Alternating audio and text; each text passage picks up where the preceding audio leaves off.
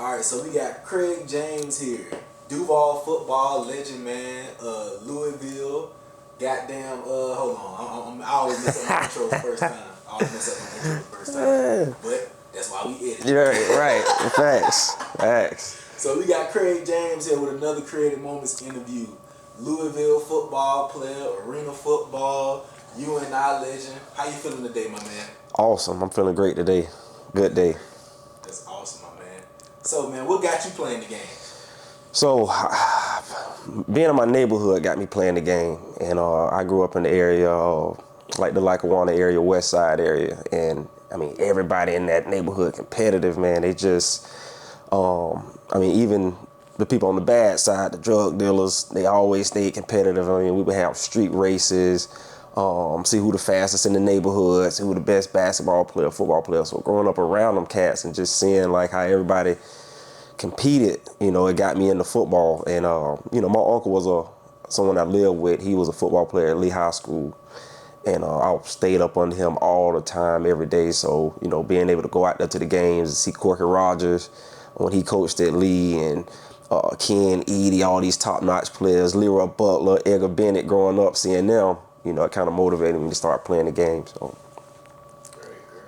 Okay. So, do you come from a family of athletes? Oh, yeah. My cousin is Vernon Maxwell, Mad Max, the champion he was with the Houston Rockets when they won their championships. I think one of the best NBA players to ever play the game. But he had some attitude issues that kind of took that away from him.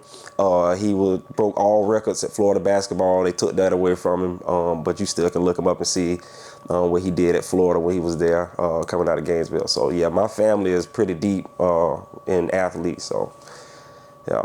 Gotcha. Okay. So what high school did you go to around here, man? I went to Lehigh the General. So, that's a traditional school, legendary school. I love my school. So now it's Riverside, but, we know it as Lehigh School. So. Yeah, man. Now you showing your age, man. The school done changed, man. It's not. Oh, man. Yeah, man. You showing your age. Okay, so what was recruiting like in high school when you were playing? Recruiting when I was in high school, it was more hands-on. You had to be seen. You really had to put yourself out there. You really had to really send film and know how to mail things and know how to write letters and feel like it was a lot of that going on. As of today, it's more, you have a social media platform. Coaches got more access to you through social media and film, different things they have now, Huddle, all that different, these platforms. But back when I was playing, it was more like you had to put yourself out there. Basically stand in front of the store and hand out mix CDs, how they used to do as far as music. You really had to stand out there and pass out the mixtapes. You didn't have the internet to kind of push your stuff. So it was the same with recruiting. You're really pushing yourself. You sending film, you sending questionnaires. And for me, how I got out there, that's what I did. I was in school with cats. They get those letters from these schools. I wasn't getting any letters, but those letters were just questionnaires. And, them cats, they didn't care about it. They throwing these letters around. So what I did was how I really got myself out there playing 2 years of high school football. I would take those letters and I would fill out the questionnaires and send it in to these schools with my film, so people start wondering how Craig, getting these offers and stuff, and he just got here. I only played my junior and senior year, and I started reeling in these offers. They didn't know I was taking questionnaires from other players on my team and filling them out, sending all that stuff in. But at the end of the day, it all worked. The schools start reaching out. They actually start coming to Jacksonville, coming to Lee, like, okay, who is this cat? Like, this dude's blazing, bro. And that's how me. So, nowadays, I don't know how the kids are doing it. I know they have Huddle and they 7-on-7s, but that was just a trick that I did. So if any kid want to know, or if they get them questionnaires, make sure y'all fill them out. So hold on. So with the questionnaires, were you sending off like CDs? Was they VHS tapes? Was they? Yeah, VHS. So what I was doing was I would go to the head coach office and get him to make tapes, and then he'll make the tapes, and just for me. And then I'll just send them when I send that question in. When I mail it, I'll mail it with the film, the VHS. So that's how it went back then. It wasn't no CDs or it wasn't even DVDs then. You know, still VHS. My highlight was on the VHS. I had to take it to I had to take it. I just took it to Sam's to get it put on the DVD. You know, DVD. So yeah. Wow, man, that's wild. Yeah. And y'all really had to send the actual VHS tape out, pay for the postage, pay for the stamp. Yeah. Have it sent down. Yeah. Man, still might not hear nothing back. Yeah. Still might not hear nothing back. But you know, you send it to 100 places, somebody gonna hit you up. Okay. So, what was your workout regimen like back then? Oh, my workout regimen was every day.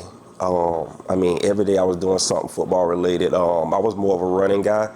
I really got into the lifting part of it later in my career, around about my sophomore, junior year. That's when I really started taking it serious in the weight room. But the regimen that I went by, I would usually just wake up in the morning and really just do like a distance run. I love doing a distance run. I go from a mile to an 800 to a 400 to a 2 to a 1, and then I go to the school and I'll do my lifts. You know, they'll have the lift up there. I do my lift, and then once I left there, go to Smoothie King, get me a smoothie with some protein in it. And I did that every day, you know, in my high school career for all my sports, track, football, anything I did, I had the same workout. So, yeah, I was pretty structured when it came to that. So, yeah. So, what did that workout regimen improve on the field? What were your stats like? Oh, man, ATM, that's what they call me. They call me ATM, automatic touchdown machine. I mean, and that's just being honest. On Friday, it showed. It showed every Friday. Even at my size, I was a buck 65, 11, 160. But I was the best.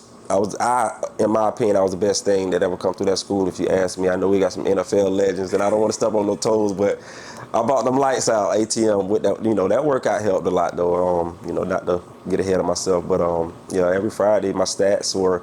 My junior year, I was about 700, almost 800 yards rushing, 400 yards receiving, you know, kick returns, probably 2 to the house, 5 interceptions. So I was pretty good my junior year. My senior year, I was like 810 yards rushing, 500 receiving, 2 kick returns, 1 punt. I think I had another 5 picks that year.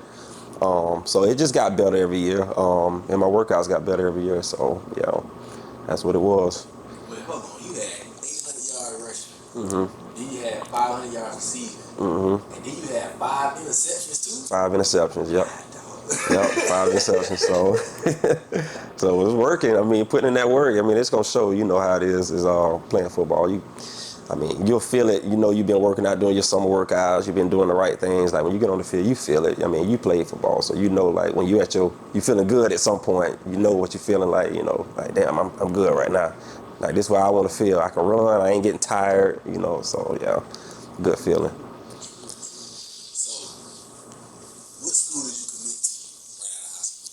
I committed to Louisville coming out of high school. Saying what we was talking about earlier, sending in those letters, and I'll never forget when Louisville came to me. It was during the summer. I was at the school lifting and doing exactly what I just told you about earlier. But I went up to the coach office, you know, to get some tape, and Paul Petrino was sitting in there from Louisville, and they were watching the highlights. It was me and 3 other guys. And so I sat in there with him. You know, me, my head coach, Randy Glass, and Paul Petrino, which was the receiver coach of Louisville, the head coach brother. And we sat in there and I watched all 3 films, and my film was last. And then, you know, they put my tape on. I sat in there and watched it. And then as soon as my tape was over, you know, I let them stay in there. I walked out, you know. And I'll never forget, I stayed on McDuff in that area, Lackawanna area. And I'm walking home out from the school, and my doggone flip-flop popped in the middle of the road crossing the street. And so I'm picking up my shoe, and then a car come pulling up next beside me, and it was Paul Petrino. And he was like, "Hey, I'm going to give you a call tonight, all right?" I said, "All right." You know, so excited about that. Like, damn, Paul, you going to call me tonight? So from the time I got home, which was probably about 1 o'clock, I was sitting by that phone the whole night, the whole day till he called. Paul Petrino called, man. So, yeah, I love that moment. That's dope. Yeah. You walking home in flip flops, man? Yeah, I had my slides on. It was slides, some Adidas slides, not flip flops. I had some Adidas slides on, and that thing popped off. And yeah, so I went on with one shoe. Paul Petrino pulled up next to me. So Bobby Petrino was the head coach. Yeah, yeah. Bobby Petrino was the head coach. Yeah, Gotcha. and Paul Petrino was his brother. Gotcha. So what was it like playing for such a legendary coach? Like most people, like if you say the name Bobby Petrino, people are gonna know who you're talking about or heard that name. Yeah. So what's it like playing for such a legendary coach? Paul Petrino is probably one of the best coaches ever, and that's not just because I played under him, but knowing him as a person, he's a great coach. Like he's more of a for you type coach. He's hard, he's strict, but he's for his players. Like, I mean, I remember Bobby Petrino. I remember we had a guy, Nate Harris from Miami area, had a rough pass, and he had a mouthful of goals permanent.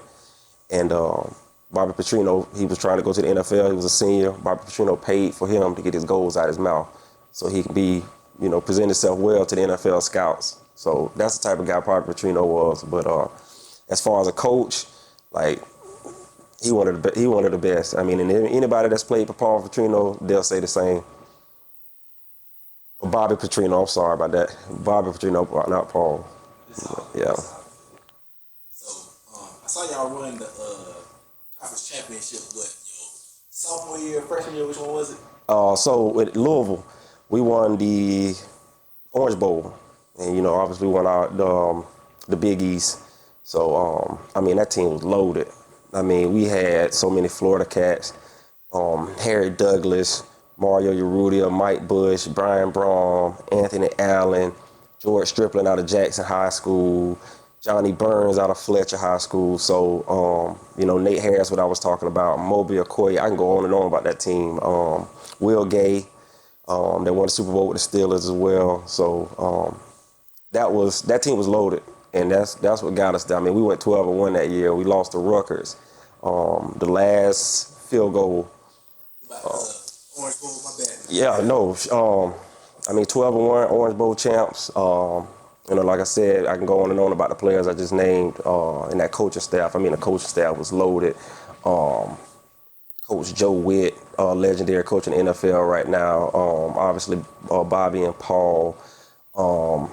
I mean, I can go on about the coaching staff too. Shoot, I can even go even further about the Northern Iowa coaching staff, but we talking about Louisville right now. But yeah, they 12-1, great team. Yeah. So you said y'all went to the Orange Bowl, right? Yeah. What were the bowl presents like back then? I know y'all get out the bowl. I remember they had like the Outback Bowl. I had a friend that went to play. Yeah. And they got like PS5. So what was y'all getting back then? So back then there weren't no PS5s, obviously, but man, we got PSPs.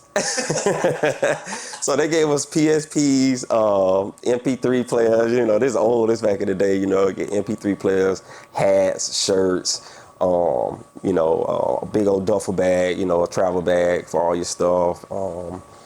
Just little things in the bag and stuff. So then you get a check, they give you some money, a few $100s just so while you in that area. You was in Miami, so you want to go shop around and stuff. You had some money in your pocket, so yeah, that was dope. That was mainly that was a good little time right there, Yeah. How much was the check? We like a pocket watch over here, Craig. I got how much the check was. Far as that game? Yeah, just play a game. Like I said, about $300-400. Okay, $300 for the players. Yep, each player got about $300-400, and you got to do whatever you want with it. Yeah. Okay, adjusted with inflation, that's like $1,200. Yeah, right. Yeah. Okay, so you got a ring from Orange Bowl? Yeah. You got your Orange Bowl ring? Yeah, I still got my Orange Bowl ring. My parents keep it in a little case. They keep all my rings in the case, so they don't even let me touch them or nothing like that. My mama, she OCD about that stuff, touching stuff and taking it out of the house, so I don't even mess with it. I just let it sit up in there. So yeah, I still got all my rings. So the next question is, what made you transfer to Louisville? So Louisville, Bobby Petrino, after we won the Orange Bowl, that next day we had a meeting, like a team meeting, kind of like a ending of the season type meeting. And Bobby Petrino said he was leaving. He signed to the Atlanta Falcons. He took the whole coaching staff with him. So when things like that happen, players that's on scholarship, either your scholarship is either the new coach comes in, keeps your scholarship, or he voids your scholarship, and because he's bringing in who he wants to bring in. So like 20 of us scholarships got voided after that, meaning he wanted to bring in his players. He had some DBs coming from JUCO in different places that he wanted to bring in. So if he didn't want you or he didn't feel like you fit his system, your scholarship was void. So that's how that happened. And it happens today like that. If a kid signed and say, for example, he signed to Florida today, if that coach leaves, that new coach comes in, if he don't want to have you, he got somebody else that he think is better that he's want to bring in, he's not going to keep you on that scholarship. He's not going to keep that scholarship that they gave to you because the past coach left. He might say, I don't want to keep him on scholarship. I got somebody else better than him. So they'll take that scholarship from you. So, I mean, the same thing back then. So it was like 20 freshmen back then that scholarship got void and they had to go other places. So, yeah, that's what was my reason for transferring. That's crazy, man. Yeah. So what was the timeline? Like right after the Orange Bowl, like a few months after that, your scholarship was voided, or was like 2-3 days? Yeah, so when they did it, it took like a week or two, because that new coach came in and, he had to meet with the AD and they, talked and player personnel and see who they want to keep and do that. And so during that week, they was giving calls. They was giving calls saying, hey, we're going to take y'all scholarship. Craig Thorpe got his players coming, So I got that call, and I got that call. I had to figure things out. I didn't have, other schools don't know that, they taking you off scholarship. So really you just left out there once they take you off scholarship, to find a way. So luckily, the coaches were pretty good. They called, what happened with me is they called JUCO. They called a JUCO Coffeyville, and they got me in a JUCO just to keep my credit hours going. And so I had to go to JUCO for a semester. And just that time, I never played in it. I was just there going to school, keeping my credits available. But at that time, Division I and AA and D2 schools are coming in because this is a top-notch JUCO. They coming in every day looking for players. And I was just easily presentable because I just came from a D1. So, hey, he's not playing right now. He's not active, but we got a guy here that's a corner, just left Louisville. And so that's how school started talking to me through that. So, yeah. That's crazy, man. So no fault of your own, nothing that was in your control out of nowhere. You at JUCO, man. What was that feeling like? It was being at JUCO at that time. I didn't understand it because once you live that life of Division I, and you playing. I mean, weekly we playing. You go from West Virginia to Rutgers to playing Kansas State, Miami, and then you in JUCO where it's like, I mean, you're in a small town.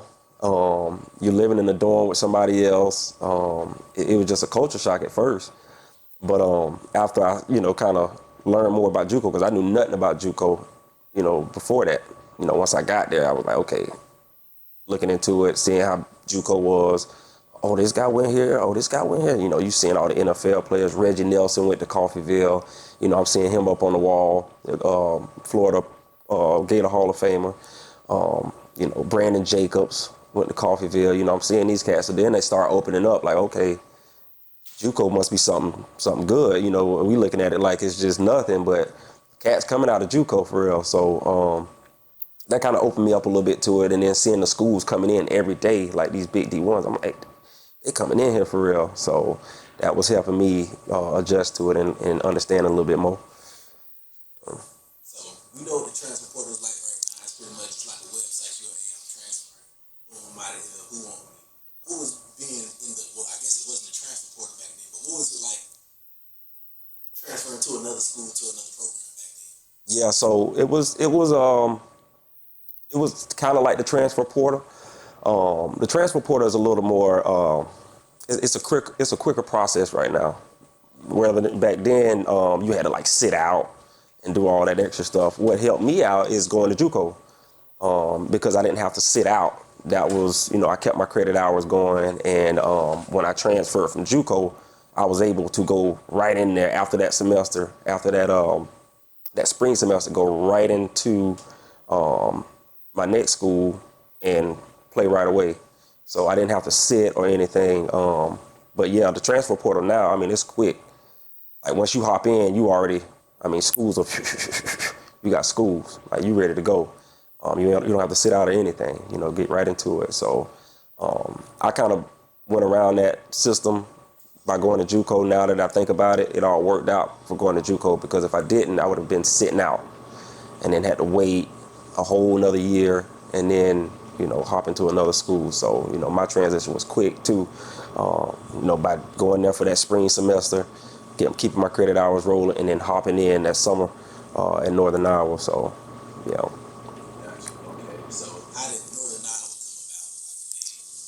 Did they put up Coffeyville? Did you reach out to them? How did that come about? They pulled up to Coffeyville, and I walked in that office, and it was Scott Frost, which was the head coach at Nebraska that just left Nebraska.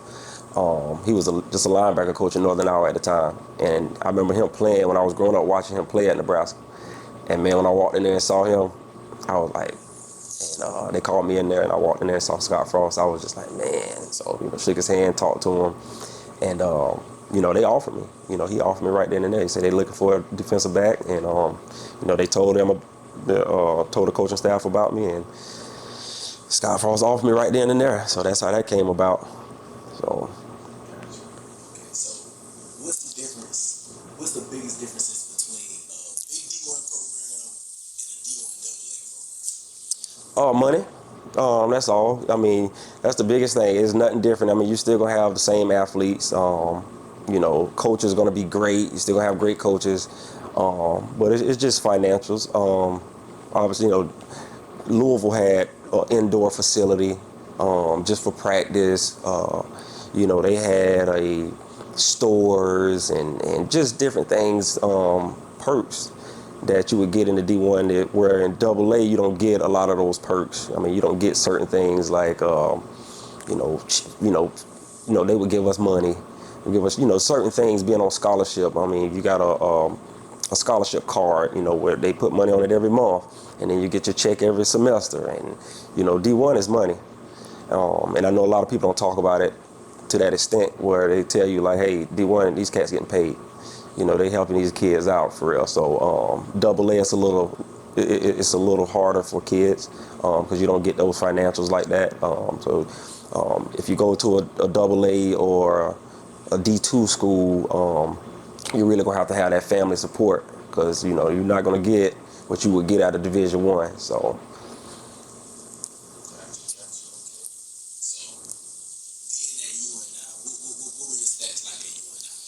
Oh, UNI. So when I got there in 2008 as a sophomore, and I played right away. I had two seniors playing in front of me on each side that were leaving, but I played, I got in the rotation at corner. I was a kick special teams guy, kick return, kickoff team. So my sophomore year, I had probably like 30 tackles, one pick for a touchdown, some kickoff return yards. It was a pretty average sophomore season. So coming back that next season, I was preseason All-American coming in. So I had a decent sophomore year. It was good. Yeah. So after graduating from UNI, what was the plan? Did pro coaches start reaching out to you?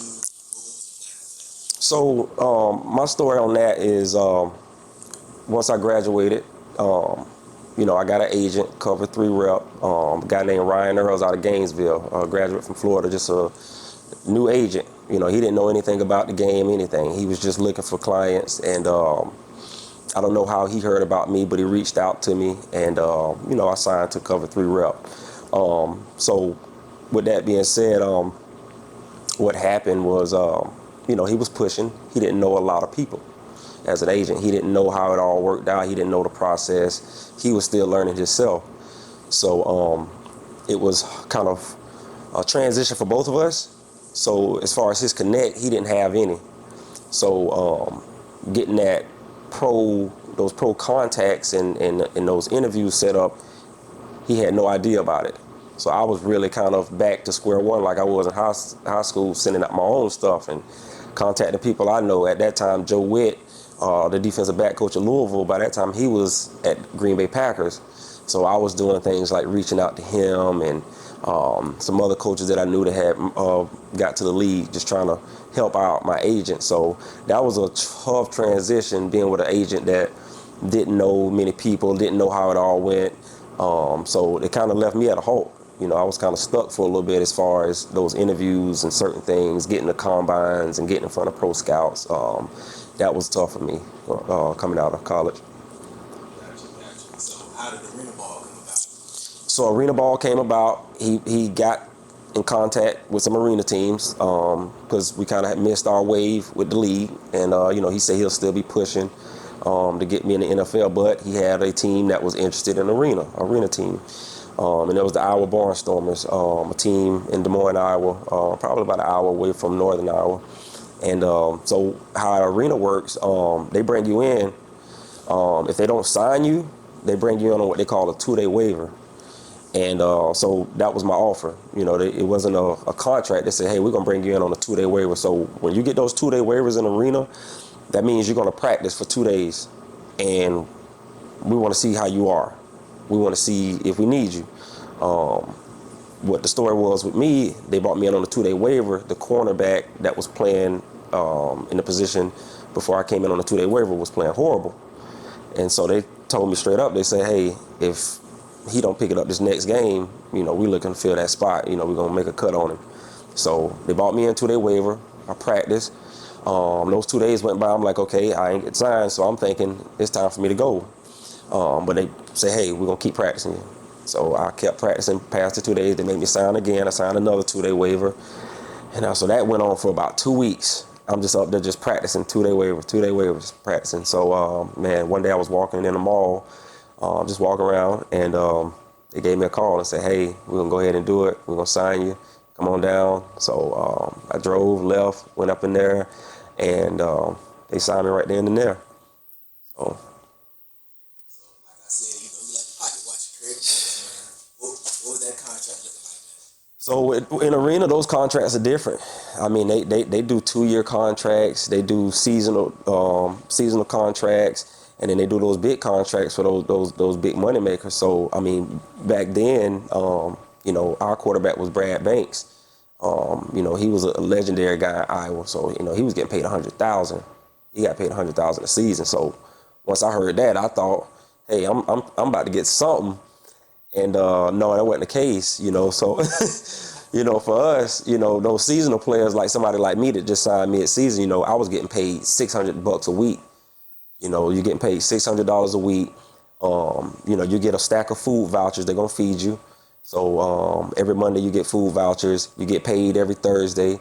And they house you. So you're living in an apartment. You're getting food vouchers to eat wherever restaurant in the city. And you'll get your little $600 every week. So that's how it was. So in arena, that's not bad, for a kid that's coming out of college. I was 20, 21 years old, getting a check, living somewhere, eating free, traveling. That was great back then. So.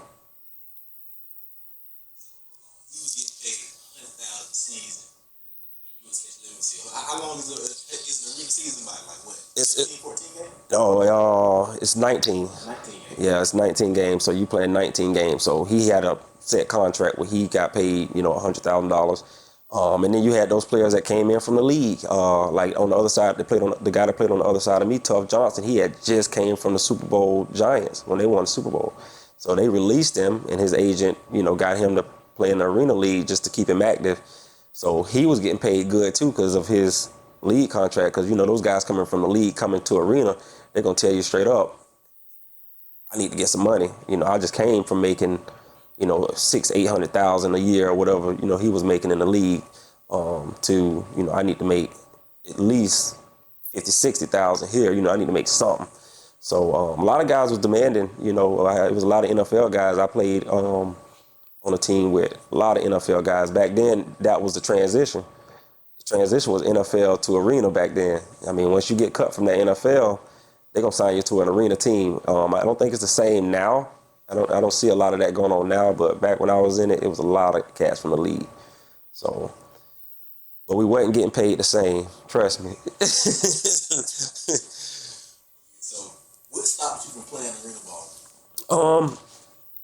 Just that's one of the main reasons. You playing 3 months and you getting paid that, and then once that season over, you know, you got to go do it somewhere else. You got to keep that money rolling. And once I realized, man, I'm playing 3 months and I'm only getting paid $600 a week, and this season over, now I'm out here. Either I got to find a job or I'm about to sit for another, 6 months or whatever until the season start back up, and I ain't got no money coming in. So you doing that so long, it finally hit you and say, okay, this ain't it. I'm not making that much, and it's only for a few months. I got to go out here and really, find another way of life. After seeing that for a few years, you're like, okay, I need to find something else to do. I can't keep doing this, and I'm traveling, and then when I come back home, I have nothing to show. You got to stay with people. You don't have a home because you staying up there or wherever where you playing for a few months. So it ain't like you making enough where you can have a home and here in Jacksonville and still be paying your rent or your mortgage and then go play and have somewhere to go when you come back. No, I wasn't like that.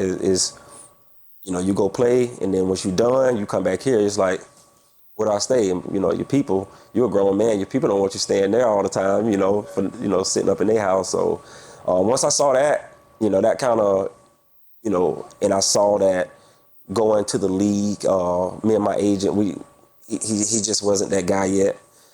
He wasn't getting that push that I needed at the time. Once I seen after a few years, the NFL is not reaching out to me. I'm not getting any NFL calls or any workouts.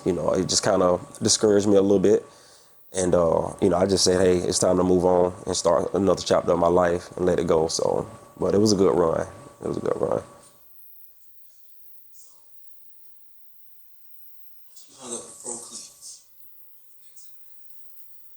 So once I hung up the pro cleats, it was like I said, it was find my way out here. So what I did was, I still wanted to be involved in football. I still wanted to be a part of it. I started coaching high school football. I started working. Different jobs because at the time I really didn't know. I had my degree, but I played football for so long, I didn't have an idea of what I should be doing. I got more into the sales. I was a communication major, so I got more into the sales side of things, and that's what I started doing. I started doing the sales and coaching high school football. Started coaching at Baldwin High under Coach West, and then I went to Eaglesville Academy. Started coaching there for the rest of my for the last 6 years, and I just stopped coaching at Eaglesville last season. So. That's kind of what I did when I got done. I just kind of found my way, started working. I obviously started the Duval Raiders, what I have now. And yeah, it was a success. So. Glad you brought up the Duval Raiders, man, 'cause I got some semi-pro questions too, man. So, how do you keep the players motivated in the semi-pro league? Like, how do you keep the players motivated to keep playing and coming out and keep playing harder in a league like the EAFL and semi-pro? I'm telling these cats, telling these guys what it is, keeping it honest with them, telling them things that they probably didn't hear growing up. I mean, a lot of cats on our team, you got to think some of these guys ain't grow up with a father or, a mom and a dad or, certain things happen in their life where they didn't have that guidance, people telling them certain things, and I keep it real with them. I tell them what it is and what I went through and, how things happen and how they should go about things and, what looks silly and, what they should do, how they should present themselves.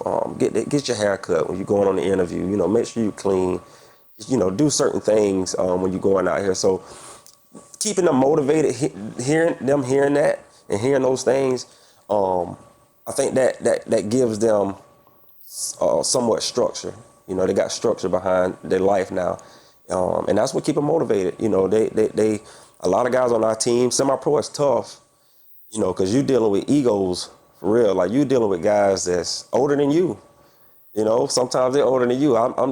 Guys on my team, they're older than me. So me telling them certain things, it's tough. But if they know you're genuine and they know what you're talking about, that helps too. And in semi-pro, nothing against any other coaches or anything, but you got a lot of guys that do it just because they like football and they think it's fun. They don't know that side of it. They don't know how to handle another adult. I mean, a lot of these guys will blow up back at you, but you got to be able to stand your ground and say, be able to hold your own and be able to talk it out with them or get them to talk to you in a way where it's not a fight all the time. It's, we're going to talk man to man. We're going to figure this out together. So, doing that, these guys, they're catching on to it. They seeing who I am, and they see that I know what I'm talking about as far as the actual game. And, people are drawn to that. People are drawn to somebody knowing, like, just something in particular, like an alignment, how you should line up, or your stance, or, how deep you should play on off man, or how your alignment on cover 3, or your outside alignment on cover 2, and, alignment at running back, or, just anything, blocking schemes. Once they see that, they look at you totally different. A lot of cats, when they come out there and they see me, they like, you the guy?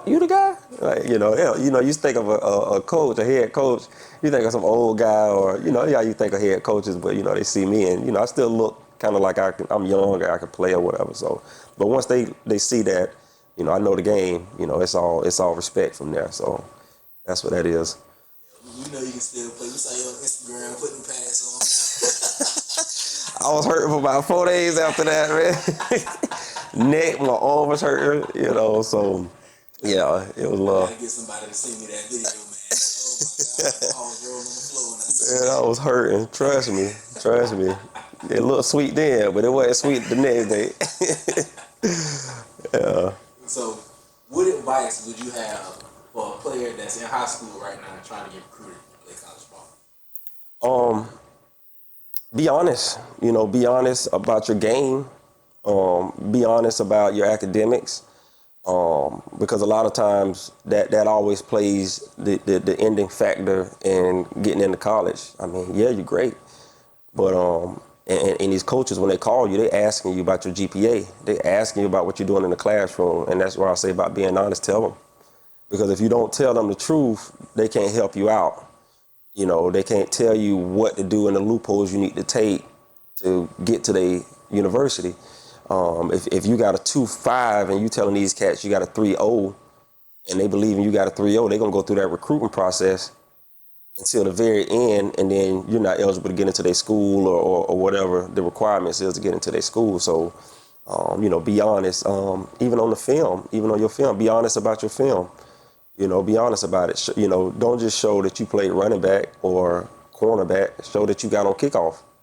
Because when you get to college, it's going to be 12 people in your position, 12, 13 people in your position. When I got to Louisville, it was 13 wide receivers.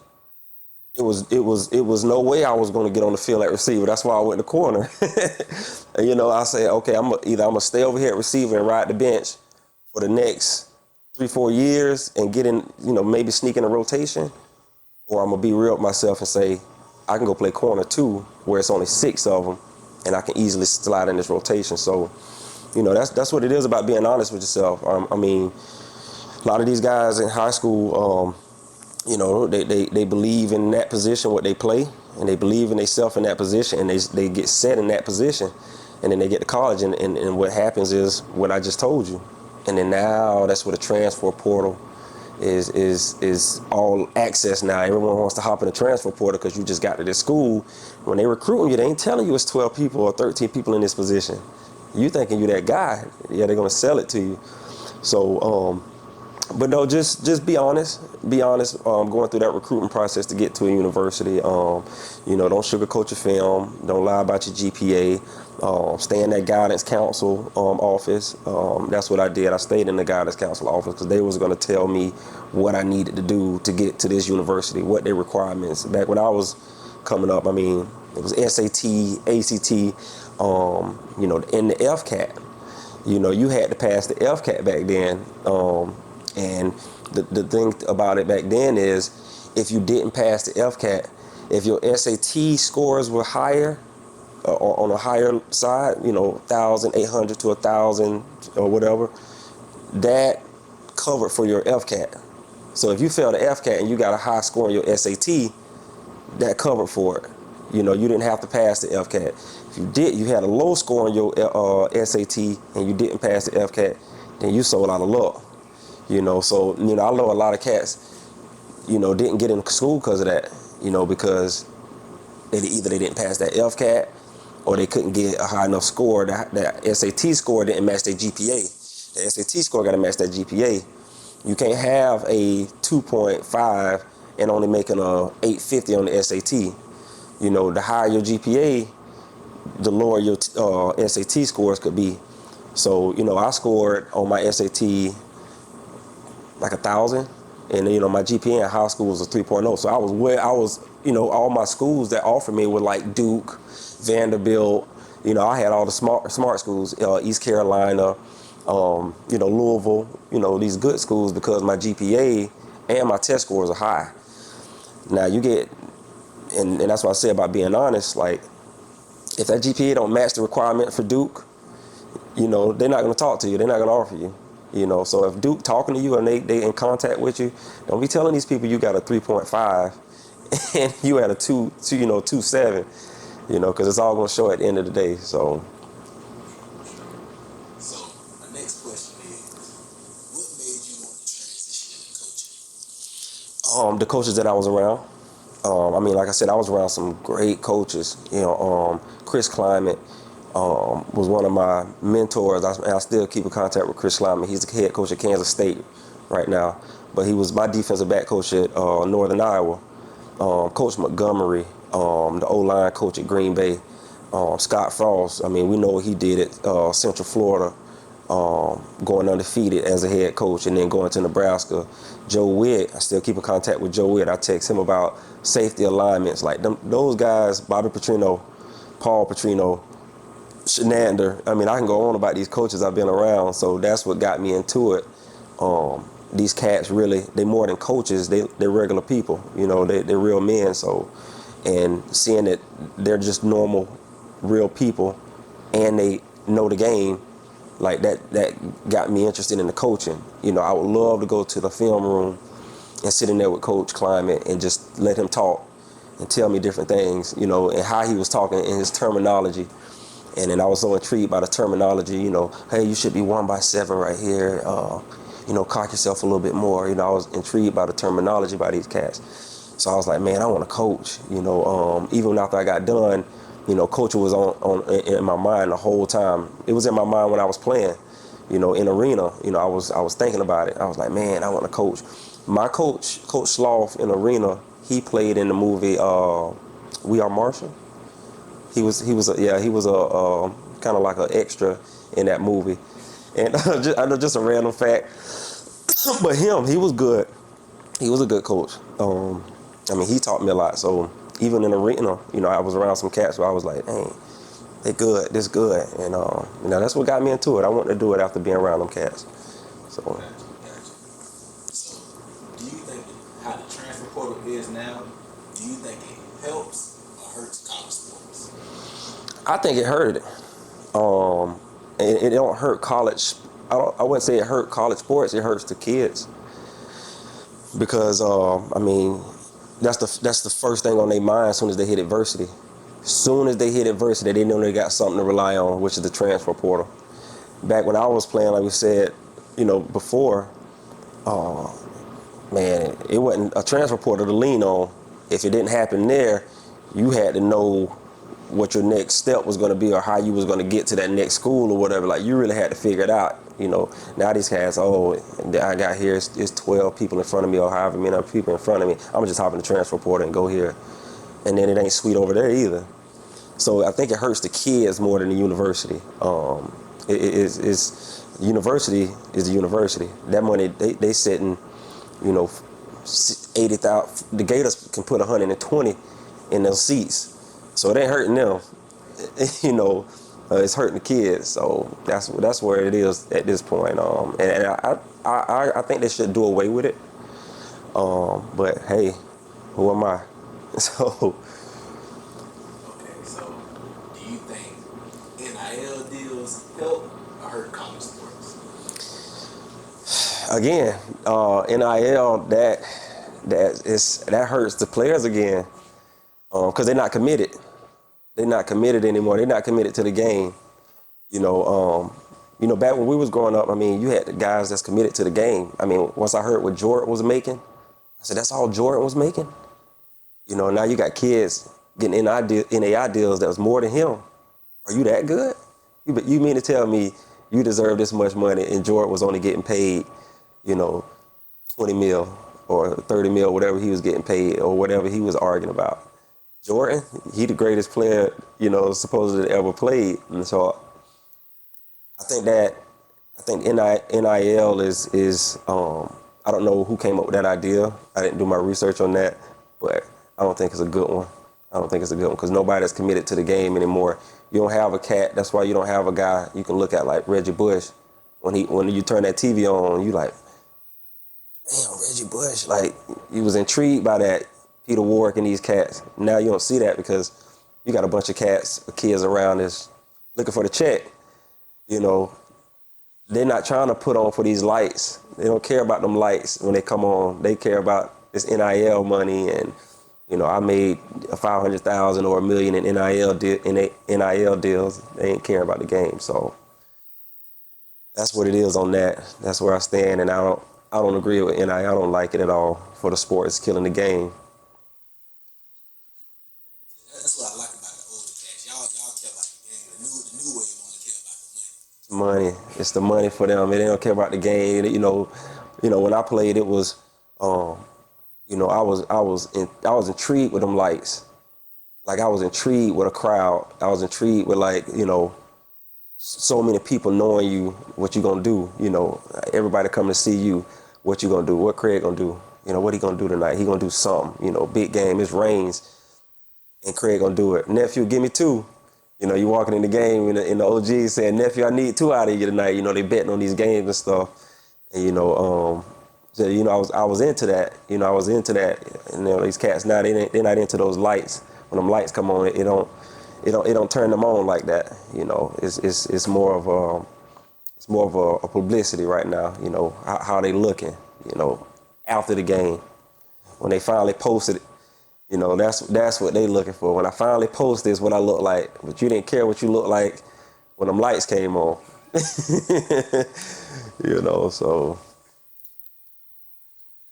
So, what was the hardest thing you had to overcome, whether it be coaching career or your playing career? Getting to a point, you know, like I said, seeing that it's more guys, it's guys out here that's just as good or is better than you, and how are you gonna adapt and adjust to knowing that?